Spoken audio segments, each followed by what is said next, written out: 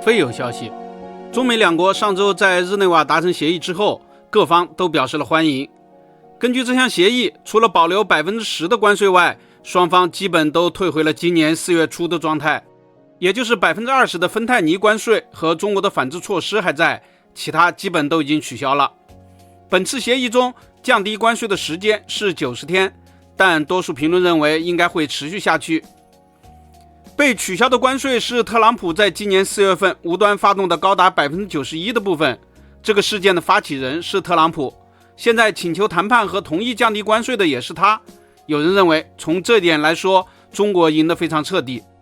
也有很多人说，中国在4月份退货的3架波音客机现在应该飞回来了，因为中国的市场对波音来说同样也非常的重要。中国是全球第2大民航市场，拥有4000多架民航飞机。在2018年最火爆的时候，波音和空客每生产4架飞机就有1架属于中国。近些年，中国虽然不再大量采购波音客机，但保有量仍高达1800多架。这些飞机需要备件和技术支持，波音公司因此在中国有着巨大的利益。一架波音737飞机平均每年消耗约100万美元的备件和技术支持，大型飞机和老旧飞机则会更多。据此计算，仅仅在维修保养市场上，波音公司每年就可以从中国获得大约20亿美元的收入。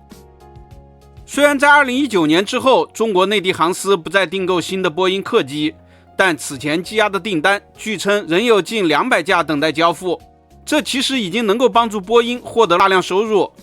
这些订单据估算每年要交付约50架左右，按平均每架1亿美元计算，这笔收入每年高达50亿美元。根据网络资料，波音公司在2023年民用飞机板块的业务营收约340亿美元，中国市场的份额举足轻重。波音公司的大型货机独霸市场，因此中国一直没有停止向波音公司采购大型货机。波音公司的777-200F 货机单价 3.583 亿美元，一般航司想拥有实力不允许。中国的国航、东航、南航等大型航司在疫情后订购了大约20架，货值超过了70亿美元。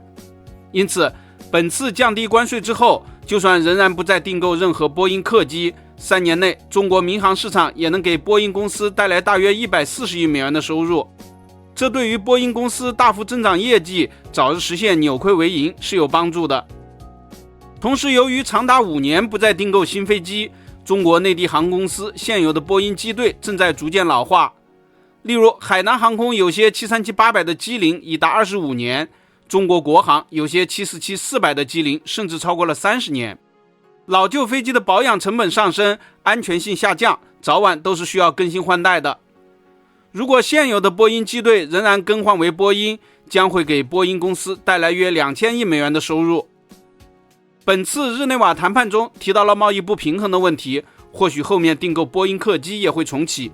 如果那样的话，新增的订单对波音公司未来的业绩增长也将非常有帮助。本期咱们就聊到这里，下期见。